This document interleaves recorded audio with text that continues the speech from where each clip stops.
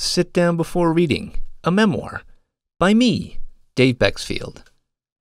Chapter 32, Gathering Clouds. I stared at the gaudy numbers in disbelief. Those couldn't be right, but they had to be right. Randall, my actuarial angel, had simply done what I asked, plugged a nationwide 30% MS misdiagnosis rate into a spreadsheet of the regional and national prevalence of U.S.-based MS cases overlaid with the CDC's Lyme disease prevalence data by state. Nothing more. He didn't mince words. I hope you and Laura have a clear idea of just how much hostility and venom you're in for, he wrote. Personally, I have been shocked at the arrogance and lack of openness that the mere mention of Lyme elicits from those in the medical community. The lack of humility, combined with such vehemence from otherwise rational, caring people, is shocking to me. I don't care how ironclad your evidence and logic are, there will be plenty of dispute, Randall warned. Anything touched by the word Lyme will be radioactive and will require a lot of careful language. He then provided his own list of health issues ranked by physician respectability for comparison. 1. MS. 2. Syphilis. 3. Russian nerve agent. 4. Demonic oppression. 5. Lyme disease. At least it made me laugh as I digested the new findings. According to these latest estimates, if you live in the western U.S., where Lyme-carrying ticks are relatively uncommon, have undiagnosed Lyme disease, and visit a doctor to investigate, the odds that you ultimately will be misdiagnosed instead with multiple sclerosis appear to be nothing short of terrifying. 73%. Where the tick-borne disease is more prevalent, the rates seemingly dip precipitously with physician experience. Given the misdiagnosis assumptions laid out in this analysis, there is a 21% chance your Lyme will be missed in the Midwest and a 17.7% risk in the South. That is, the total number of Lyme cases is much higher than in the West, so the number of cases mistakenly diagnosed as MS is a much smaller portion of the whole.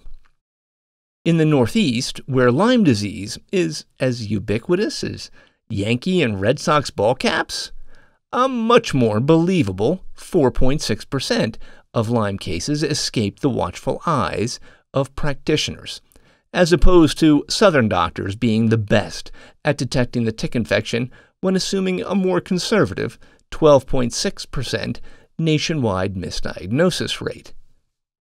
But inside the numbers, there is a revealing horror. Extrapolating the statistics to calculate the specific rate of MS misdiagnosis by region is stomach-churning. If you live in the West or in the South, there looks to be a 20.6% chance, better than 1 in 5, that you have been misdiagnosed and are afflicted with Lyme disease. This rate lines up with other general MS misdiagnosis estimates, as researchers have long believed that nearly 15% of MS diagnoses are wrong. They just hardly ever have pointed the finger at Lyme. I would imagine in areas where ticks carrying Lyme disease are rarely found, say the Southwest and Southern California, as opposed to the Pacific Northwest, where the Lyme-carrying Ixodes specificus tick resides, the odds that your MS diagnosis is erroneous drops to the low teens or even into the single digits. That is, folks in those areas would probably be less likely to pick up Lyme because they would need to travel elsewhere to do so, like Lyme, Connecticut in 2004. The opposite is true if you live in a Shangri-La for black-legged ticks. Residents of the upper Midwest and far Northeast who have watched the tick population explode in recent decades, unwittingly were sitting mallards to this invasion. Despite better awareness and no doubt more vigilance to avoid getting latched onto by an infected tick, the sheer numbers overwhelmed the best of defenses. According to these new estimates, the percent of MS cases that are actually Lyme disease in the Midwest is a staggering 38.7%. In the Northeast, an ungodly 42.6%. Worse, in blazing tick endemic hotspots, i.e., looking at you, rural Pennsylvania, and the Minnesota Lake region, the odds that you are living with a misdiagnosis of MS likely crest 50%. A coin flip. As you reread that last paragraph with incredulity and skepticism, convinced these numbers have been pulled out of delusional hindquarters, how many potential ticks did you spot among those 4 sentences and 108 words? Even though you would never feel their bite, they conveniently and thoughtfully numb their victims so that their bites are totally painless. You'd notice them for sure, right? Did you count 52? Nymphs, those young black-legged suckers seeking out their first blood meal, are teensy tiny, about the size of a period or the dot over the letter I. They might grow to the size of a degree sign before they transmit the bacteria that causes Lyme disease and or potentially other tick-borne infections like Babesia, Bartonella, or Anaplasma. And then, when they are through snacking on your red deliciousness, maybe in your scalp, behind a knee, or in an armpit, they drop off happily sated and blissfully still undetected. You also probably breeze by arguably the most consequential address ever delivered in the history of modern medicine. It was right there, in Chapter 28, hidden in plain sight, unironically hidden in plain sight, alongside the maps detailing Lyme's encroachment into the world of multiple sclerosis. This should have been groundbreaking speech, republished as a paper 2 years later, had every potential to change the trajectory of Lyme disease, MS, and autoimmune disease in general, dramatically reshaping healthcare and rewriting medical knowledge worldwide. If only a single researcher in the decades following had managed to put the puzzle pieces together. But fate, as it so often has in this story, interceded, irrevocably changing the course of history. When Elvis returned from West Germany after serving 2 years in the military, he received a very special welcome from a Mr. Frank Sinatra at the luxurious Fontainebleau Hotel, Miami Beach's largest and poshest resort. More than 50 million Americans viewed the televised special, the most watched show of 1960, and the event cemented the hotel as the trendiest of the trendy, becoming a destination not only for celebrities, but also for well-heeled convention-goers. The doctors, scientists, and researchers attending the forthcoming 90th annual meeting of the American Public Health Association were urged not to delay their lodging plans. Rooms in the area started at $5 a night, but swankier digs, like those at the Fontainebleau, exceeded, gasp, $10, and were sure to sell out. The New Jersey group has reserved a block of rooms in one of the first-class hotels, and, to date, 50 persons, mostly members of the Health Officers Association and their wives, have signed up for the tour. The promotional blurb for the gathering was breathless in its promises. So rapid are the advances in medicine and its allied fields that today's health worker must continually exchange new truths for old with an Aladdin-like facility, to sort out the increasingly available new knowledge and apply it promptly and diligently to one's own professional discipline is without doubt the greatest current challenge faced by all of us in public health. We submit, however, that there are not too many meetings of the caliber of the one to be held in Miami Beach, October 15 to 19. The 1962 meeting is one from which every public health worker may expect to gain new truths that can be applied to the daily task of achieving better health for all America's citizens. Dr. Leonard T. Kurland spoke on the penultimate day of the meeting, presenting his talk, Geographic and Climatic Aspects of Multiple Sclerosis, a review of current hypotheses, to the epidemiology section on October 18, 1962. 7 years earlier, Dr. Kurland had started working at the National Institutes of Health to found the neuroepidemiology branch, and he wanted to highlight MS's latest epidemiological theories, as the disease has an unusual geographic distribution, which has defied an explanation that might elucidate its cause or lead to effective treatment or prevention. His opening sentences that day were prescient. Unfortunately, in multiple sclerosis, there is no specific laboratory or clinical procedure to confirm the diagnosis of multiple sclerosis cases, nor do we have assurance that what we count as cases are the same disease entity, because there are many neurological diseases of genetic and unknown etiology which resemble multiple sclerosis. The diagnosis is often reached only after the patient has had more than one episode, and other possibilities have been excluded. The error of diagnosis is greatest early in the disease, yet the early cases are the very ones which might facilitate identification of some predisposing or disease-precipitating experience.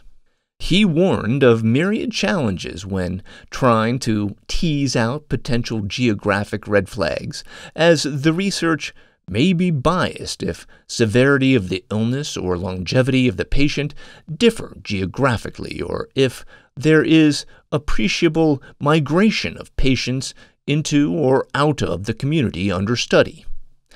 Race didn't appear to influence the diagnosis of MS, nor did ancestry or a host of other suspected connections.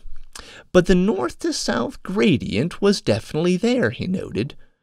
In the northern hemisphere, it is more prevalent among the people of northern Europe, Great Britain, Canada, and the northern United States. In these areas, the rates are in the high to moderately high range, and it is difficult to see any pattern which would suggest a difference in risk for the northern Europeans as compared to those in Canada and the northern United States. Likewise, among the people of the tropics and subtropics, the rates are considerably lower. Curiously, though, in hotspots for MS, rates were higher in smaller, i.e., more rural, communities. As Dr. Kurland dove more into the details of the latitude gradient, he pointed out anomalies, particularly Japan, where survey results failed to show a variation in multiple sclerosis prevalence rates in the country with relatively few cases of the disease. Perhaps, he suggested, because study of MS in the land of the rising sun was in its nascence.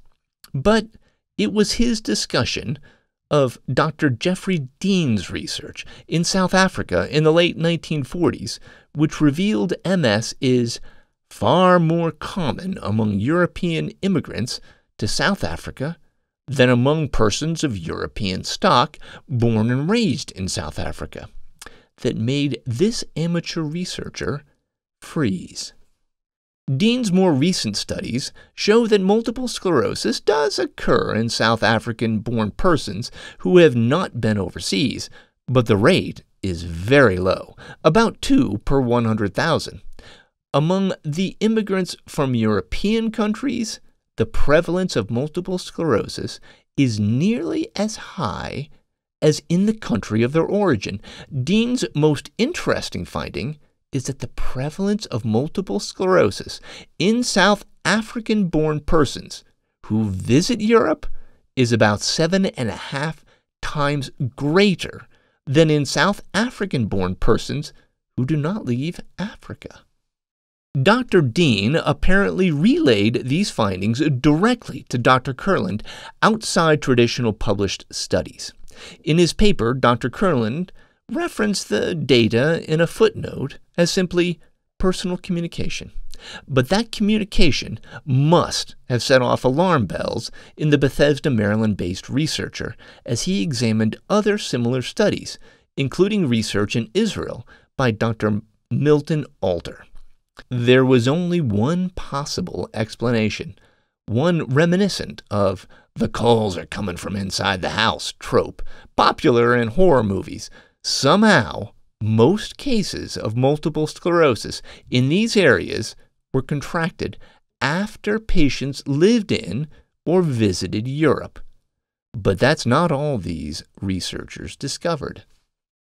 Both Alter and Dean have computed a minimum latent period from presumed exposure in the high-risk temperate areas to the onset of symptoms after migration of about 9 to 12 years among immigrants to Israel and South Africa. Although this procedure introduces several gross assumptions, it is the first reasonable effort to approach the question of an incubation period in such a chronic disease. The present mechanism does not enable one to determine the upper limit of such a latent interval. What is triggering MS?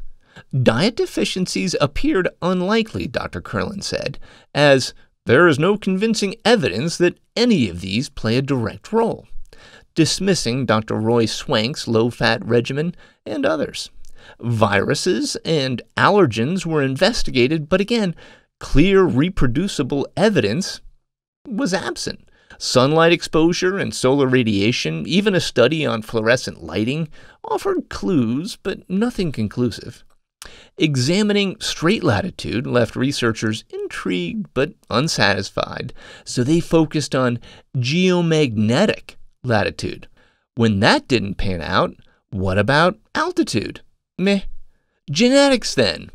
Indeed, familial incidence is higher than would be expected by chance, but the neuroepidemiologist points out that the difficulty is that these findings do not differentiate between the effects of an environmental exposure common to members of the same family and a genetic disease. Finally, he postulated that multiple sclerosis may be a syndrome in which a specific agent prevalent in the temperate zones is rare or absent in the subtropics and tropics, accounting for the differential incidence geographically. In his conclusion, the neuroepidemiologist speculated that some climatologic condition influences the frequency of the disease. It is unknown whether this effect is a direct one on the patient or an indirect effect on the animal or plant life in his environment. He even acknowledged that there was one other intriguing possibility.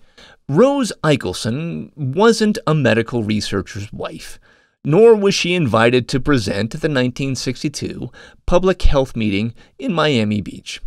Dr. Eichelson had been the director of research for St. Luke's and Children's Medical Center in Philadelphia, Pennsylvania, and in 1955, the bacteriologist presented evidence of a potentially earth-shaking discovery, the, quote, successful culture of spirochetes from the spinal fluid of multiple sclerosis patients. Successful is in quotes in Dr. Kurland's speech transcript. At the time of her discovery, newspapers picked up the story, and even Time magazine ran a piece, albeit chock full of doubt and dismissiveness.